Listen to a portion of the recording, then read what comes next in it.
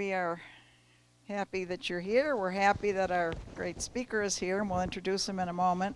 But first, as we usually do, our pastor, who is out of town, would give a blessing. And Charlotte Phipps, a member of our committee, is going to do that.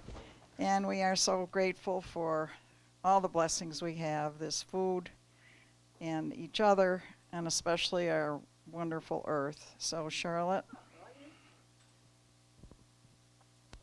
Well, in my opinion, I'm sure yours too, that I think that we live in the most beautiful area of the entire world with all the colors and just the beauty of the desert, all of it.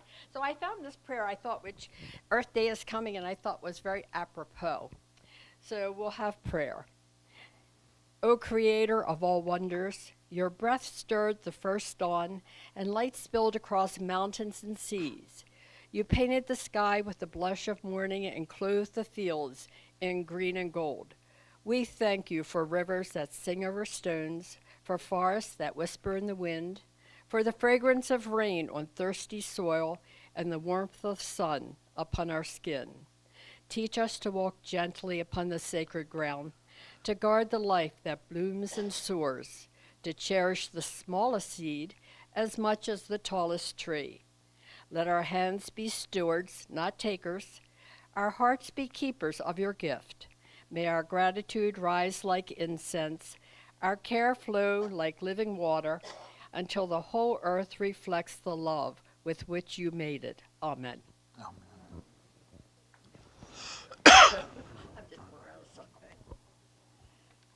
So, by way of introduction of our speaker, this is his official bio, but I've gotten to know him a few moments here, and some of you have. And anyway, officially, Victor Iverson is passionate about the power of local government and the importance and responsibility that each of us have to build upon the legacy of those who've gone before us and to leave for the next generation a beautiful community to live in.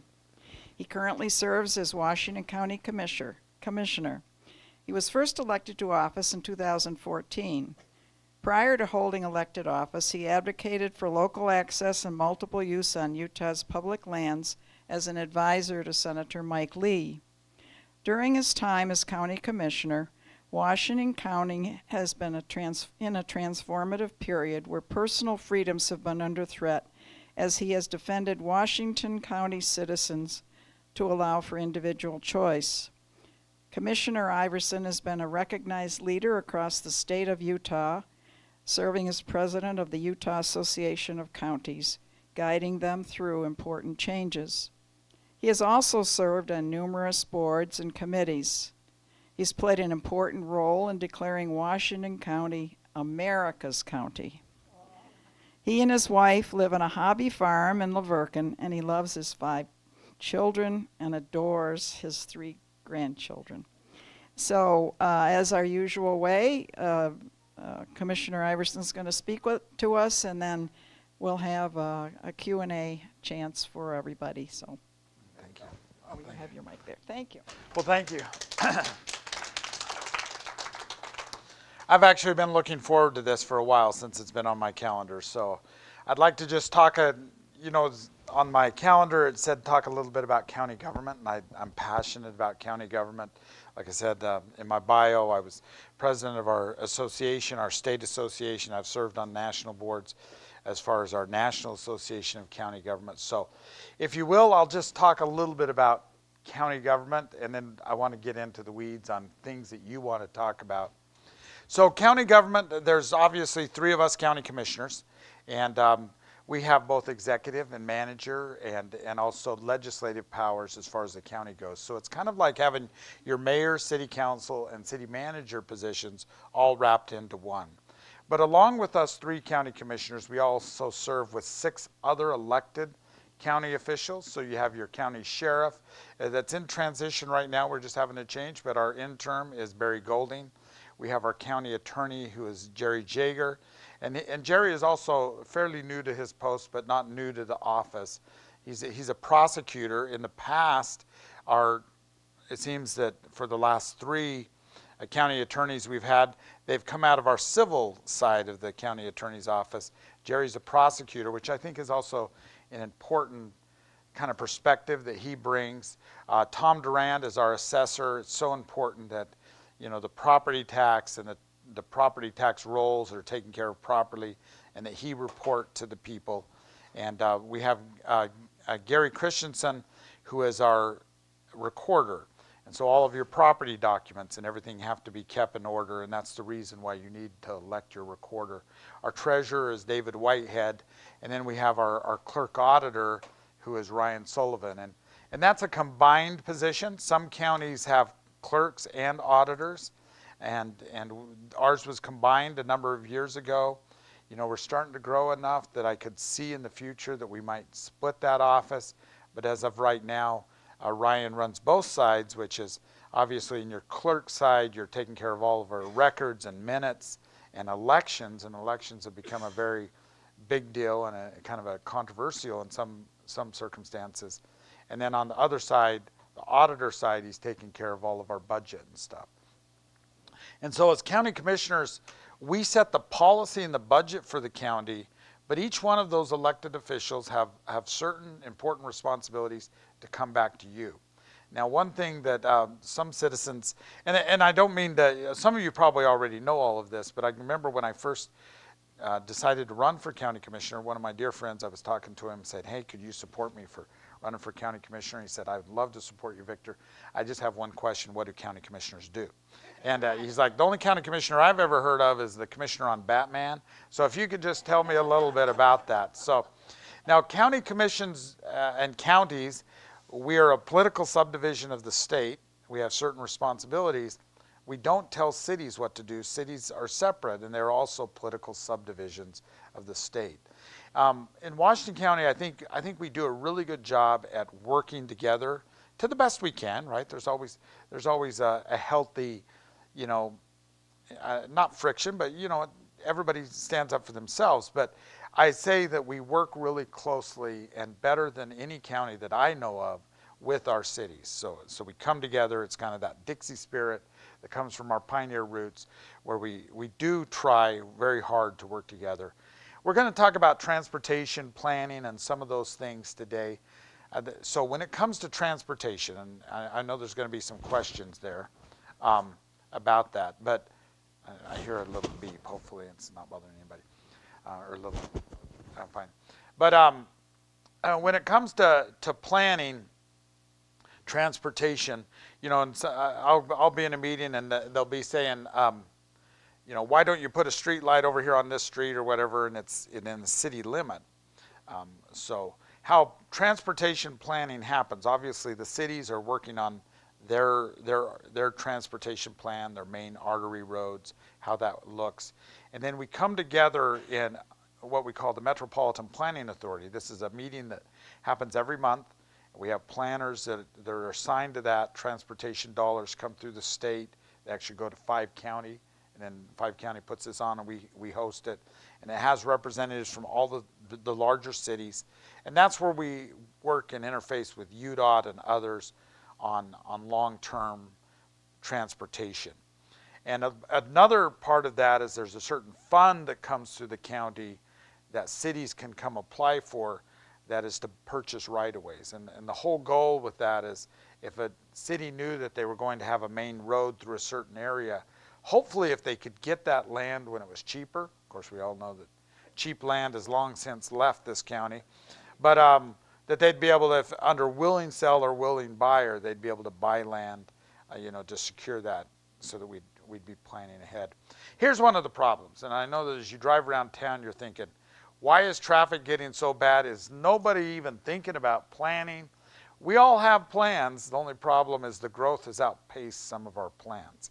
And so we do apologize that, you know, in some cases, you know, we just haven't been able to keep up. And, you know, there's big things happening. Like, for example, George Washington Boulevard that starts at SR7 or the Southern Parkway and goes all the way down. Right now it just hits into River Road. We are now finishing the bridge, we being St. George City, but part of this metropolitan planning was involved, and they're going to put a bridge across there by the Dixie Center so that we can have some more, you know, transportation through. The Northern Corridor is controversial to a degree, but let me talk a little bit about it. It's been 30 years in the conversation. You know, in fact, some of the folks, I've been having meetings up around Green Springs. You know, when that road was put in and things were happening there, no houses were there. So some of the growth has come up against it. There's a couple things that you need to be aware of about the controversy of the Northern Corridor. One is that Mother Nature just didn't give us very many options. I know the one option has been to try to push it back through over here, but transportation engineers and planners, you just need a certain amount of distance between roads to make them work. So in 2009, the very bill that said that we were going to have a national conservation area over the reserve also said that the Secretary of Interior shall designate one or more routes for the corridor. And that has been interpreted different ways. Obviously, the county commissioners that preceded me believed that that meant that the corridor would just happen. It didn't just happen. That plan was never submitted. So then we went into renewing the Desert Reserve. And I'll just explain the Desert Reserve real quick. So the Mojave tortoise is endangered or threatened. Threatened, not endangered. That's the level before endangered. We're at the northern end of its habitat. So the habitat goes all the way through the Mojave Desert. So that land was set aside under what was called a habitat conservation plan. Starting, the planning for that really happened in the late 90s. And it was one of the first desert reserves like that, or habitat conservation plans in the nation. It was a really kind of a cutting edge way to deal with endangered species, where you say, okay, we will set aside habitat for the species, and then that would mean that any development outside the habitat that would be affected could be more easily dealt with. And so that meant that even this area right here, as it developed, if they found a tortoise, they would just call the folks from the habitat or the reserve, and they would come and take that tortoise and get it back into a safe spot.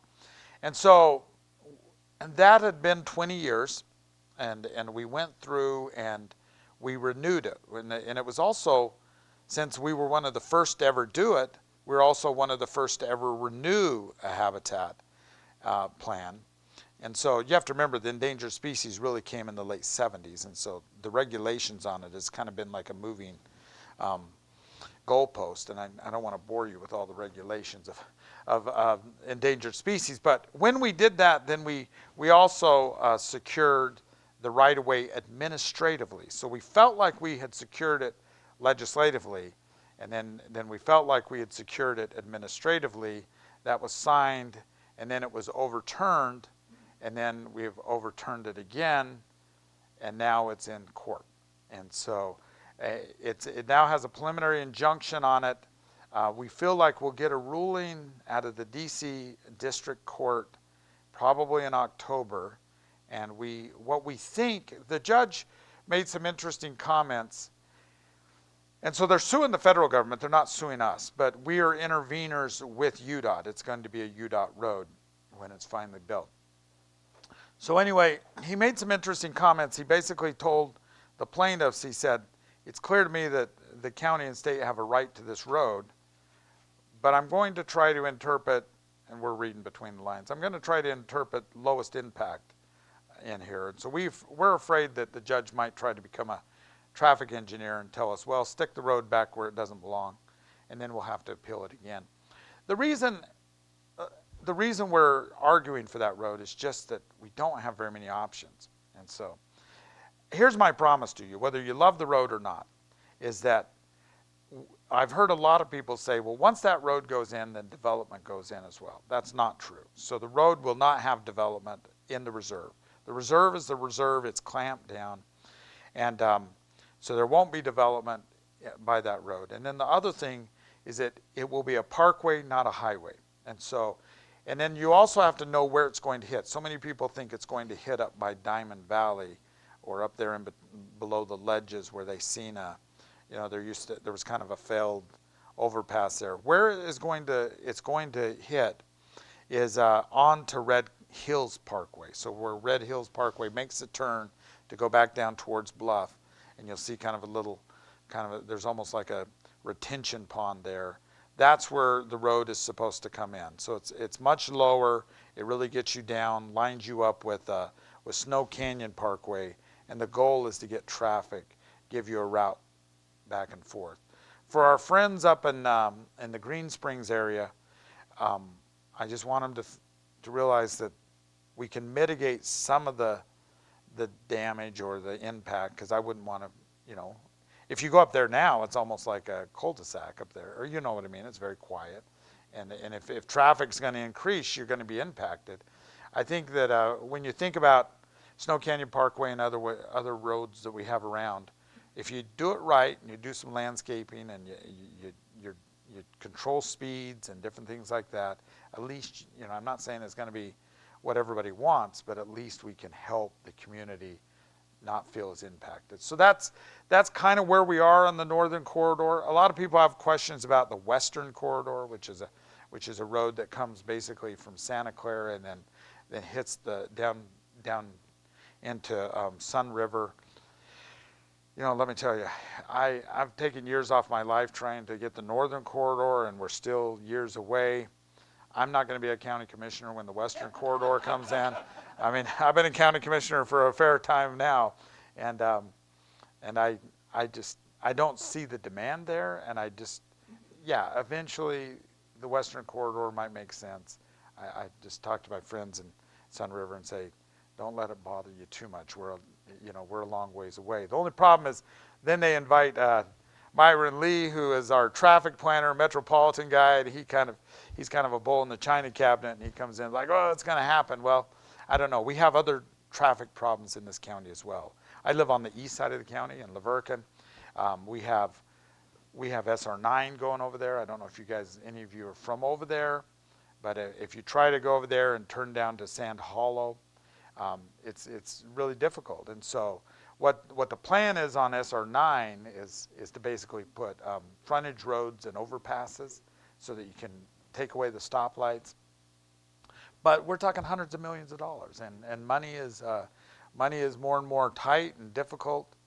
And so on that, I would rather put my focus there than on a road like the western corridor there. So there is a traffic plan going on. I'd encourage you, in fact, we just barely had it, but every year we do have a transportation expo down at the Dixie Center. It's actually a great time. I don't know if any of you have gone. All the cities are there, UDOT's there, and you can go through and ask different questions about what we're dealing with transportation, and especially how we all link together. You're going to have Carrie come and talk to you, getting back a little bit to the role of county commissioners. So one thing that county commissioners do a lot of is with our special service districts, we appoint a lot of the board members. You know, we have a certain amount of oversight, but not a lot of oversight.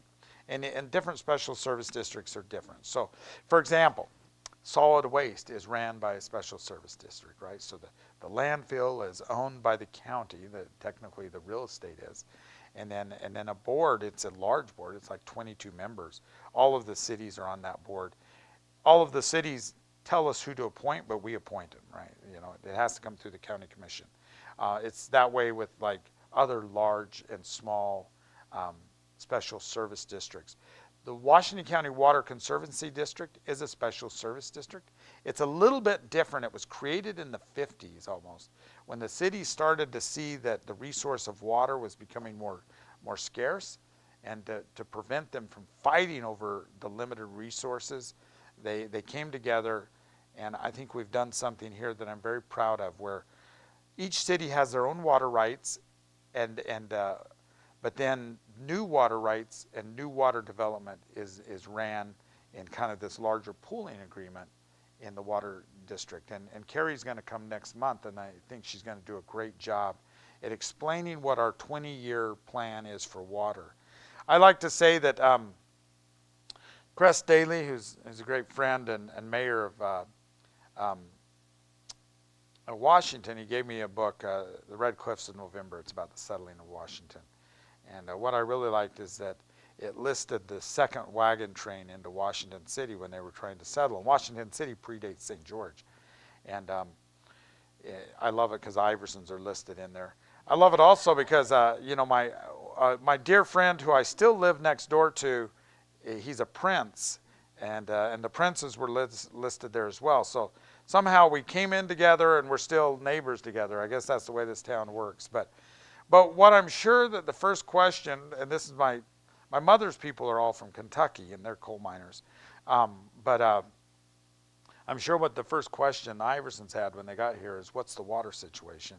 And what are we going to do about it? And that's a question that I get a lot in the county as I travel around. So my point is we've been talking about water, worrying about water, and developing water, since we first got here. And the next 20 years, we're going to be continuing to talk about water, worry about water, and hopefully developing water. We're going into a reuse system. So what happened, I'm sure all of you have heard about the Lake Powell pipeline. And so my good friend, Ron Thompson, who used to be the general manager, the one thing, he's done a lot of marvelous things in this county as far as water goes, Sand Hollow, Quail Lake, others, the whole diversion.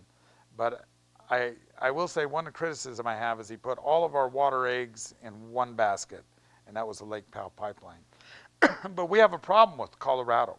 I just barely came from a conference in December about the Colorado River. All of you guys are reading this in the news.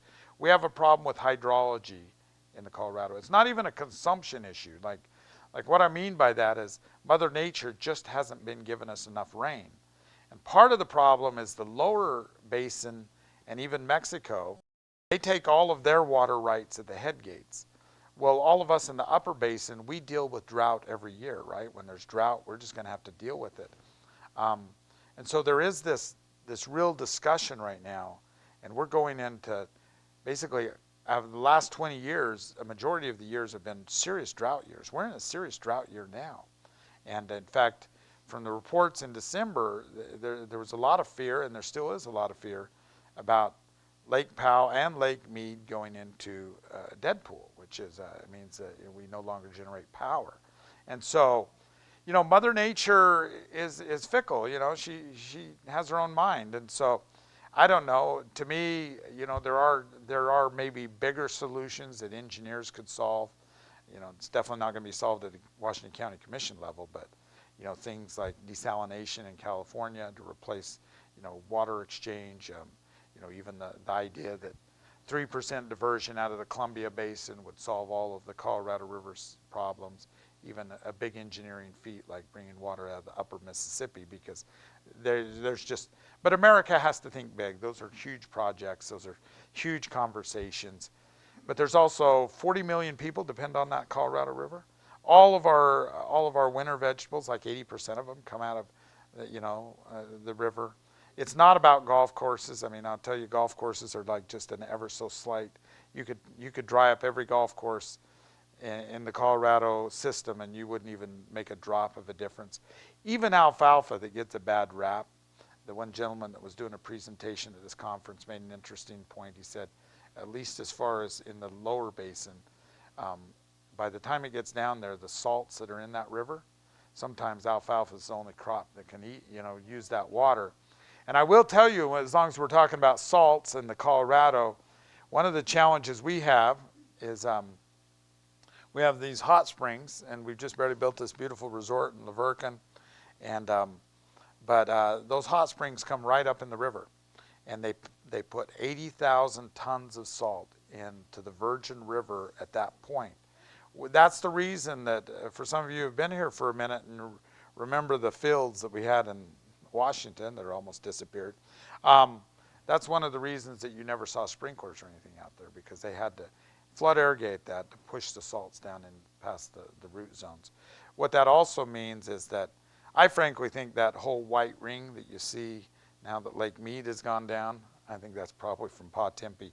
But yeah, it's probably, but it also means that when we start talking about our own system and those irrigation rights that are now not used, they're difficult to turn back into potable water. But we do have, and I don't want to take Carrie's information. She's going to talk about part of this reuse is also storage, right? So we have the reservoir, a small reservoir that's coming in at Tokerville. You already see it under construction. We're about another year away. And what that reservoir will actually do is those water rights will be exchanged for Tokerville irrigation rights that are high quality water that can immediately go into the culinary system. Right now we can move water in this county from basically Tokerville to Ivins. We can move water around, which really means that it makes the bulk of Washington County very resilient if your water systems start going down. So, and then we have a small reservoir that has its permits and will be built out by in between Ivins and Santa Clara called Graveyard Wash. There was going to be another one out there, but that one's been kind of scrapped because we don't need it, it was the more controversial of two little reservoirs out there. That'll give us a little more storage. And then the big one that'll come in about 10 or 15 years from now is called Warner Valley. And we have secured the real estate in a real estate exchange for that, which, but that'll come in as demands happen. So that's kind of where we are on water. That gets us about 20 years out, gets us to about 300 and something thousand. I don't know what we'll do after that, frankly. We have 208,000 citizens right now that live in the county. At any one time, we can have 30,000 people visiting. If you ever think it feels full, it's because it probably is. People just come to visit. You know, there's a pro and a con to the visitor economy. One of the pros is that the money that they put into sales tax helps keep our property tax low. We figure that it saves property tax about $1,500 a home. So there is an advantage to the inconvenience. You don't always appreciate it, you know. But anyway, I don't know. I'd like to go into questions and really kind of answer questions and have dialogue if that's okay. I don't know if I've done a reasonable introduction. Yeah, you brought up the Yeah. I'd like to go back in time. I was a member of SUPAC, Southern Utah Planning Authorities Council. Okay. And that really wasn't an idea of Ron's. It was really Governor Levitt who commissioned SUPAC to look at the potential proposal to bring the pipeline over to St. George. Yep. And there were many issues related to that, both environmental as well as Nevada and California saying, look, if you bring it over here, we want you to go ahead and we'll charge you for it. We'll pay you to bring it into Nevada and California. And that's when the project stopped. That was one of the reasons it stopped. And I understand that there's been a new group, but there's been a group since then that have, again, tried to resurrect that idea. So I guess I'm kind of asking, what is the future as far as this new group that has brought up this idea, which is similar to what was done with SUPAC that the governor commissioned back in 1996? I kind of remember SUPAC, and I will say, as you know, and I'm not completely familiar with this new group, but I will say this, that one of the challenges that we have in particular is that Virgin River drainage, which is our drainage system that we rely on, is considered part of the lower basin because it basically goes into the Colorado below Glen Canyon Dam. But Utah is a part of the upper basin state. And so we're kind of in this weird spot, and there has been some pushback. We did go, like Lake Powell, we finished all of our environmental work. We actually submitted it for, to get approved. And that was when Nevada led the charge and the other lower basin states led the charge to oppose it, because we really haven't renegotiated the compact. In fact, right now, that is the controversy, right? Is that to bring the states together to decide how to remedy this deficit that we have in water use. So Nevada's been very kind of protective about, they would love us to keep sending all of our reuse water to them. I'm not as familiar with what you say as part of this new group and them asking for a pipeline to come down through. But I do understand on what you're saying as far as kind of the controversy with the lower states, the lower basin states being opposed to the Lake Powell pipeline. Because technically on paper, this is where we get into a little bit of problem.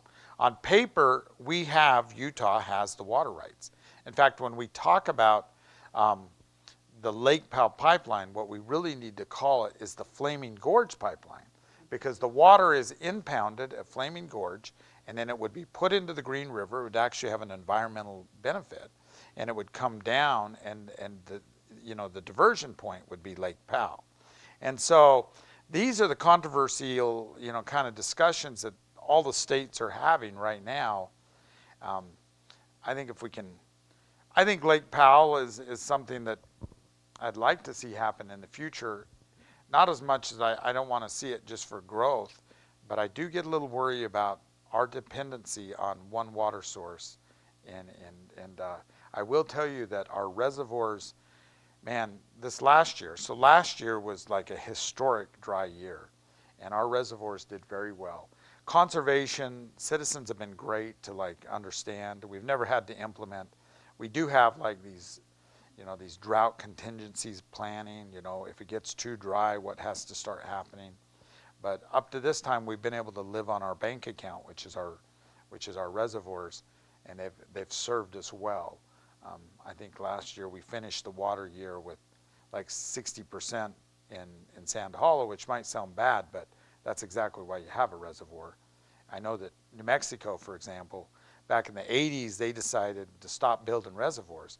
And if you look at their drought tolerance, if you will, on a chart, I've seen this chart that's kind of stuck in my mind. They are really, droughts could really hit them, right? They just don't have enough storage. So we have this storage plan, and hopefully it'll serve us well, because I always tell people, you're going to have droughts and floods, and a lot of times they're going to be in the same year. That's kind of the way. I mean, we saw it here, right? We had the driest year, and then all of a sudden we had 5 inches of rain dropped in some spots. So I'm sorry, I need to probably follow up and learn a little bit more about that group. So with the dropping level of Lake Powell, how beneficial or how long would the pipeline be beneficial? I mean, because Powell has dropped tremendously. Yeah, so just to be clear, Lake Powell is not on our 20-year plan anymore. We've taken it off. It's so we have a 20-year plan that does not include Lake Powell. But in our thought process is that Lake Powell would have to be in the next planning segment that we do for Washington County. So right now we have to resolve these issues. We've even gone as far as to buy upriver water rights just in case, but Lake Powell is not on our immediate planning horizon. I just want to ask a couple more questions on the northern quarter. Will there just be one direct road over to Red Cliffs, or is there going to actually be connector roads back in somehow? Or is it just going to be one road, continuous road? Just straight through. So it would be very much like Red Hills Parkway is now. So basically, when you're up there on Red Hills Parkway, especially as you turn past the light, you're now in the reserve. You're now going through the reserve. So whether there would be a trailhead or something, I don't know. The one thing that we haven't gotten this far into the planning, but I will push for non-motorized. I'd love to see a bike path along the side of that road. I think it deserves it to have non-motorized access in that corridor. So, but there wouldn't be any roads off of that. The only road that it will cross is the Cottonwood, or what we call the Turkey Farm Road. And so I would imagine there might be some sort of on and off there, just because it's going to cross over, and I can't imagine us putting some sort of bridge or something over it. But I just wondered, with that, unless you live up in Green Spring or up in coming Salenta, or maybe even headed back down the back way through to Sienna Hills, how much is it really going to relieve? Well, so what it will relieve is Boulevard. So right now, if we don't do the northern corridor, what you're doing is you're pushing all of your traffic onto Boulevard or down through onto South Bluff.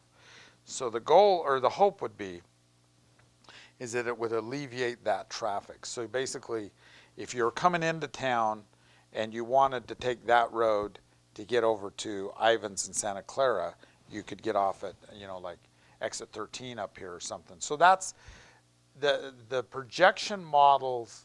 That's what we're trying to protect. And you're already starting to see it. I drive onto the boulevard every day and off. And so the boulevard on and off is getting pretty crowded. And so that's, traffic planners, that's what they're telling us is that this road is to save Boulevard, so to speak. So. Okay. And a separate question, can you talk about any up and coming infrastructure planned? Well, so up and coming infrastructure, a lot of it's with the water, the reservoirs that we're talking about, all the pipe and reuse systems that are up and coming. We have the bridge that I mentioned that's going across the river down by the Dixie Center. The airport expansion, so the airport really needs to be expanded. The airport belongs to the city of St. George. The county receives the tourism tax. So the tourism tax is, you have both what's called a transient room tax that's paid when people sleep in hotels. And then there's a hotel and there's also a leasing tax that's kind of a tourism recreation airport tax. We pay $700,000 on a bond right now, and this tax over here goes to marketing and other types of infrastructure. For example, we're paying the university a marketing agreement on the Greater Zion Stadium. That marketing agreement comes out of this tax and helps pay the bond on there. So with the airport, though, there's a deficit right now in what they need to start. It's about $60 million. We're sitting down with the city of St. George to see, can we use these revenues as a revenue bond, for that airport. I believe that next to the I-15, the airport's our most important transportation infrastructure piece. And so, and as you've flown in and out, we need more gates. We need to look like a real airport. So, so that's actually something we're working on really hard. And it's kind of a weird thing because, this is kind of like cities, we like to work together, but it's almost like we're playing poker and they want to win our money without showing us their cards. And so we're just, I shouldn't say that with a camera on me. But the point of it is I believe in the airport expansion. We just haven't worked out all of those details, but I think we all agree we're gonna get there. Well, when you were talking about that structure that's up on the way to Veo, that in the middle, above Winchester Hills or right in that area, what is that?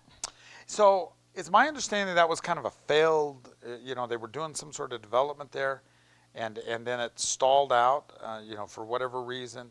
I think they're actually resurrecting it now, and they've taken that down. But it's part of a development up there. It has nothing to do with the corridor. Okay, So. I have another, just a comment.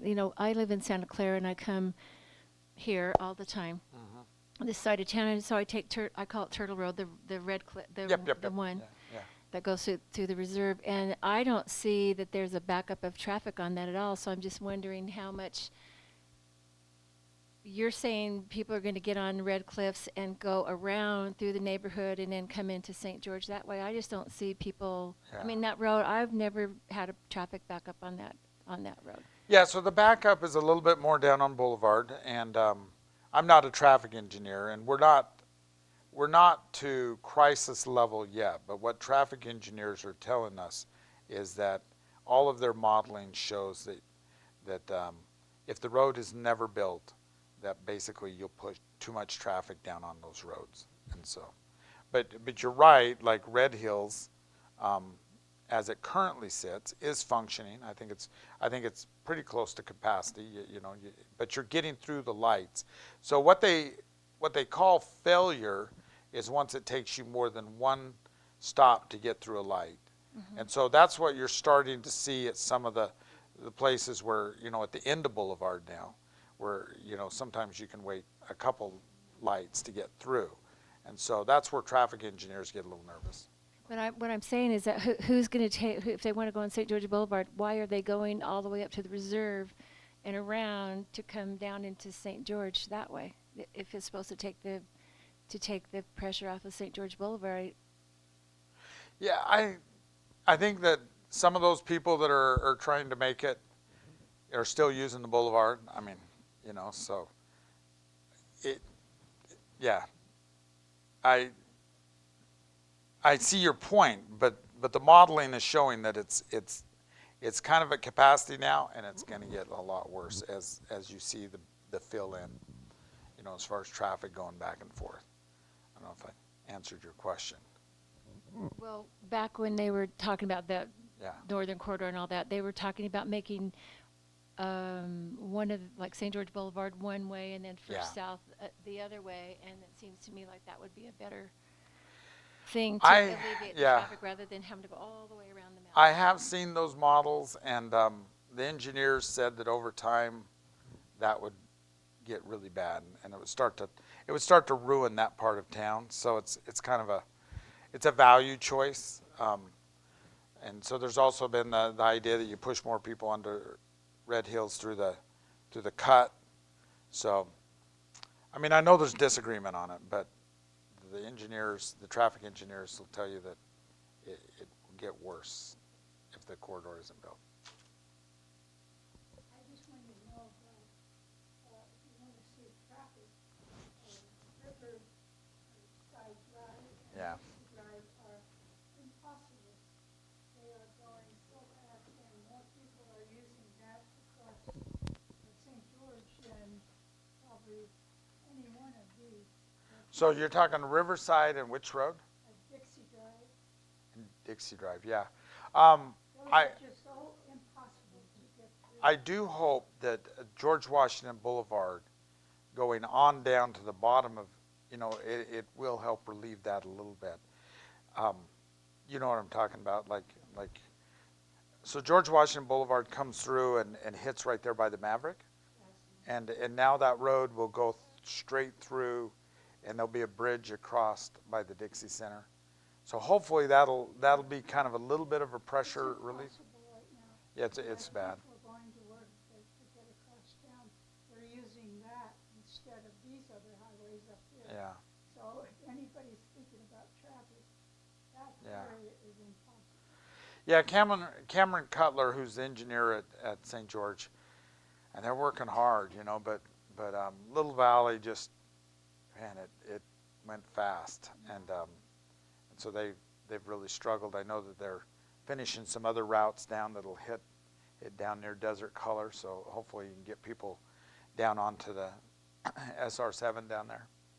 But you're right, that's a problem. I feel bad for those poor people that have the house right there at the light, and I swear the city has replaced their wall. In fact, it was just barely replaced. Yeah. I think I know somebody who knows them, and they're like, nah, it just happens all the time. In fact, they probably just have some block mason on speed dial. So it's crazy. On a little different subject, the homeless situation in the area is not as obvious as it is in big cities. But I worked with the Assistance League, and there are over 1,000 kids at any one time that are homeless. And then the biggest percentage, though, they say, is seniors who are being displaced from their apartments because Social Security and maybe a small pension can't cover the cost of apartments. So what is the county's role in affordable housing and dealing with the homeless? Yeah, so there was an article not very long ago where Carol Holloway kind of called out the county for not contributing more to Switchpoint, excuse me. But so it's interesting. We are going to step up a little bit. Right now, runs it. City of St. George contributes a little bit. There's some money that's taken out that helps them. The county we pay almost $1 million a year for Southwest Behavioral Health as a part of. So Southwest Behavioral Health is a capitation plan. So all the Medicaid patients that need Medicaid or need mental health go through Southwest, and there's a match that's required. And then we also pay for all the things through public health, and we run other things. And so sometimes we're asking the cities, like, hey, the county has these other things on our plate. Can you take care of the homeless situation? And but I think that dialogue is continuing, because it's not like we have a pot of money to give to Southwest or give to be Switchpoint to help them. But I think we're working on that. We had a meeting with all of the mayors not long ago to talk this through. Homelessness, I think Switchpoint does a good job. I think they're the governor. He was the lieutenant governor not very long ago, but he asked me to be a guinea pig and to put together kind of a county plan on what we call the intergenerational poverty. So it's this idea that you can go back and you can see a family that was on some sort of state assistance, and now you see their children on state assistance. And so is there something that we can do to break that cycle? And so we pulled in, a lot of the partners that were working on housing and poverty type of issues, and had a dialogue. To your point, the school district was there. They're very aware of kids that are homeless or couch surfing and different things like that. And it is a tough issue. If it was an easy solution, we'd have it solved. The senior issue is, it's my understanding that the hotel that was purchased with the city and Switchpoint, just right at the top of Boulevard, right where we're talking there at the light, is for seniors. And so there's been some projects that have been built. The county's been a supporter, but we haven't been like right in the weeds of it. But I think that's something that we need to continue to think about. I've had several seniors reach out to me. It's like, hey, I just can't make it happen anymore, and it's really sad. So. Is there any number in the county for population that when you get to a certain point you can't go it anymore, you can't sustain it anymore? Yeah. Or is it we've got always room for one more? That's a great question. It's kind of campaign season, and so I've been having a lot of meetings, and this question has come up a lot, and I just want you to know I have a complicated relationship with growth. It's just I've seen the benefit as it's grown. I graduated from high school in the late '80s in Hurricane, and I'm the youngest of 7 kids. I feel kind of blessed. My dad was older when I came along. He was a World War II veteran. He's probably the age of my friends' grandparents. And he grew up in wagons and out on the Arizona Strip and everything, and an old cowboy. And so I was like the first generation that could stay here if I wanted to, because there was jobs. I mean, we started to build things like the Walmart distribution center and other things. And so my class could stay here. A lot of my older siblings had to leave. Well, now we're exporting our kids because they can't afford to live here, right? And so a building moratorium, and I will say this, almost all growth, so the county is responsible for the land use in the unincorporated part of the county. But the cities are responsible for all the zoning and land use inside the cities. And because you need both sewer, water, and power to build a home, and there's not as much of that like in the county, most all the growth is happening in incorporated cities. So I don't have, as a county commissioner, I don't have like planning over that. But to get to your question, in my mind, our 20-year plan has us to about 300,000. They say that max, build out is over 500. I think when we get to 300,000, we're going to have a real hard conversation with ourselves, because I think at that point you start to run out of land and water, and at that point we just have to see where demographics are and what our community is, and so in my mind, I think that's where the rubber's going to meet the road on really hard questions. I will tell you, even right now, will serve letters on water hookups so it doesn't matter if you have an entitled lot and everything. It is almost on a first come first serve basis. You get your building permit, not your entitlements. You get your building permit to build a lot, then you come in and pay your impact fee for a water hookup, and at that time you have 2 years to finish your home, and you will have a will serve letter. We're not giving long-term will serves, right? And we have like 70,000 potential lots in the county. So I don't know if that makes, there will come a time when there just might not be a hookup, you know, and so. Yeah, I will say we were chatting a little bit about that, and getting back to my conflict, right? I see the benefit of growth, but I go to places that I used to feel isolated in, and now everybody's there, and I'm just like, hey, I was here first. Can you guys just leave? But at the same time, I think one of the things that we can and should do, and the county is leading the way, is continuing to create trail systems and non-motorized access out onto public lands or other access, but so that we can, you know, so as we grow, we have this connection back to our land, because we are urbanizing, you know, and so like we're working on a trail. We got some money from UDOT to do a paved trail, and we have all the engineering and most of the environmental work done to take it from Laverkin to Springdale, you know, so that eventually, once we start building that, you can ride your e-bike up there. And then we're going to bring it through what we call Confluence Park, which is a beautiful little park there in Laverkin that the county owns, and it'll attach over to Hurricane. And then the missing link that I really want to work on, you know, if I'm allowed 4 more years, is to connect between Washington to Grandpa's Pond and Hurricane. So it's kind of tough there, right? You got to bring it along the river or somehow. But if we could somehow have a paved trail from Santa Clara to Springdale, that would be something special. And so that, along with, we just barely finished a bunch of mountain bike trails up in what's called Spring Hollow, or up, basically if you went up that Turkey Farm Road I talked about, it's on Forest Service. We have a bunch of trails that we just finished. We just barely approved some money for like a staging area, you know, with bathrooms and stuff. So we're investing, we're taking some of those tourism dollars that I talked about, and we're investing in these kind of, you know, infrastructure. I mean, we were a partner with Washington on the Grapevine Wash Trailhead. I mean, that's a beautiful trailhead. So I don't know, we're going to do the best we can to kind of keep our connection with our area, and hopefully we can. You don't want to live in a place. We don't want to ruin it, right? This is a special place.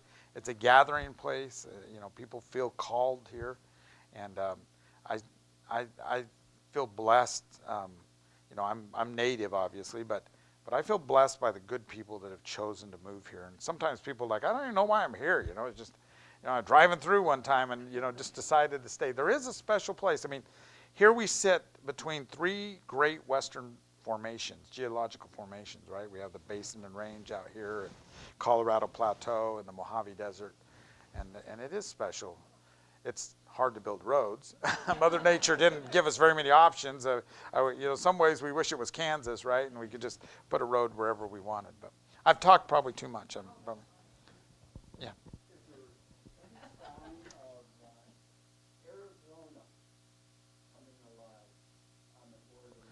You know, if I was a king for a day, and I almost wish the governors would get together, because I think the Arizona Strip should be part of Utah, and it makes more sense to have the Grand Canyon. You think about those poor guys in Mojave County, right?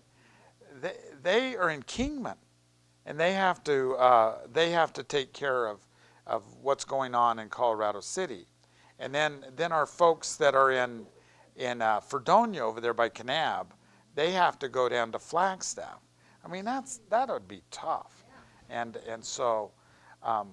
I don't know if it had ever happened. You know, there is a possibility, because right now, you talk about homelessness, that camping seems to be our homeless solution. The only problem is they're just right across, literally like a stone's throw from us. And so, I don't know, I think long term that might have to be, there's a ton of school trust lands right across the border, but we can't do anything, nor should we do anything with the state line. Like, we shouldn't be paying for infrastructure or anything across the state line, but I don't know. Right now it seems to be a little bit tough. My dad grew up out on the Arizona Strip, and out to Bundyville. I don't know if you've ever been that far out, but he used to talk about it like it was the Garden of Eden. And I went out there, and I was sitting there at school, and I'm just like, Dad, this is the most godforsaken country I've ever seen. Why did we choose to come here? And he just shrugged, and he says, you have to know that during the 30s, when when they went out and homesteaded, I mean, it was a different weather cycle, and the Arizona Strip can actually be quite fruitful if it gets enough rain. The only problem is Mother Nature's, she kind of skimps out on them. Yeah.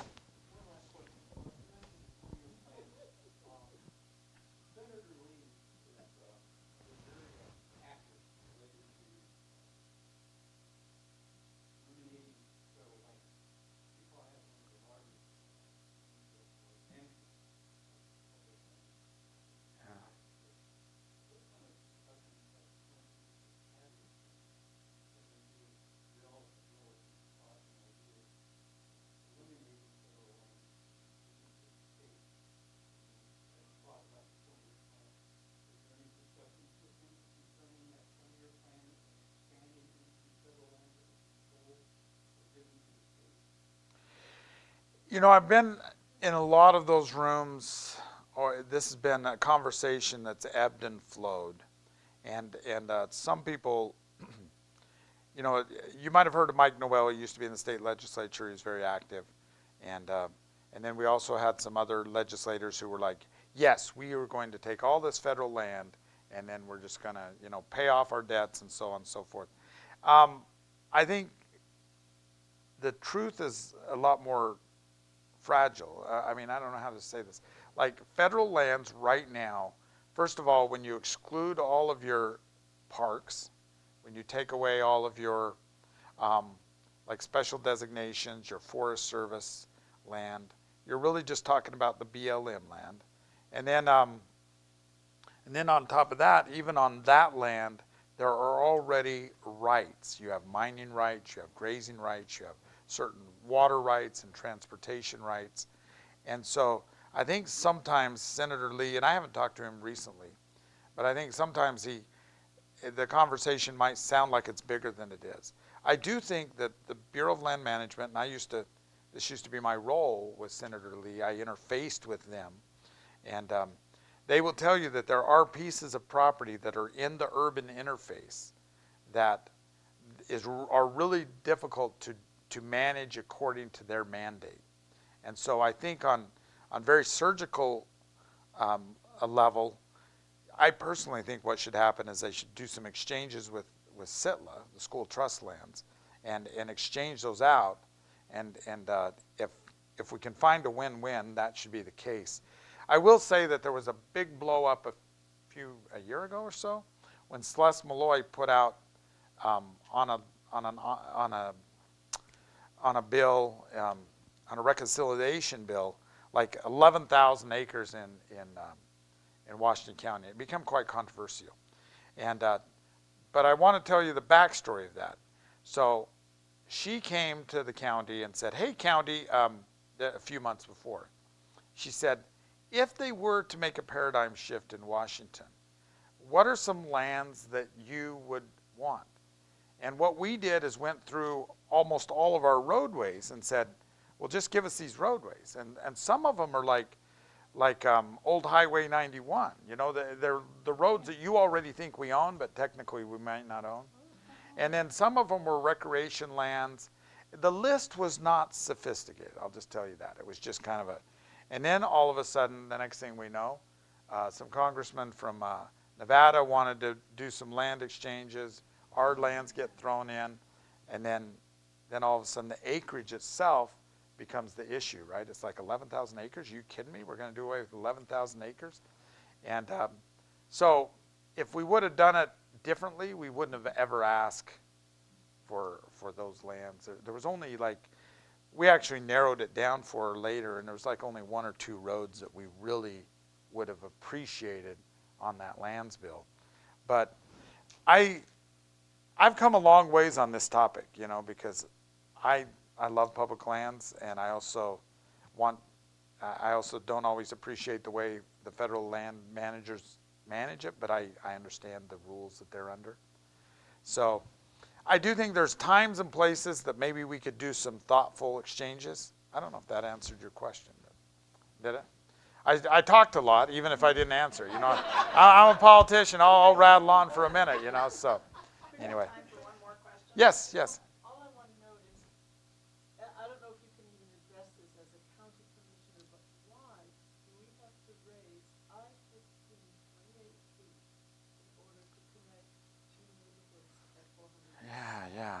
you know, To me, that just seems a complete overkill, but any other way we could do it, either tunnel under like they do Yeah. down here by the mall, or an overpass, wouldn't that be simpler? And then they could still use the 3 lanes in each direction because it's trees. you know, I have to admit, I've been in meetings where that's been talked about, but I haven't gotten into that detail. I wonder, I'll go back and look at that because I know Kurt was talking about it, and there's been, you know, some things about sound walls and different things down there, and you know, sound walls, how they, you know, some people like them, some people hate them, and yeah, exactly. I do know that UDOT did listen to us when they were going to do something up at the end of right, Sunset and Bluff. You know, they were going to do something similar there, and it was going to kind of ruin some of that commercial property.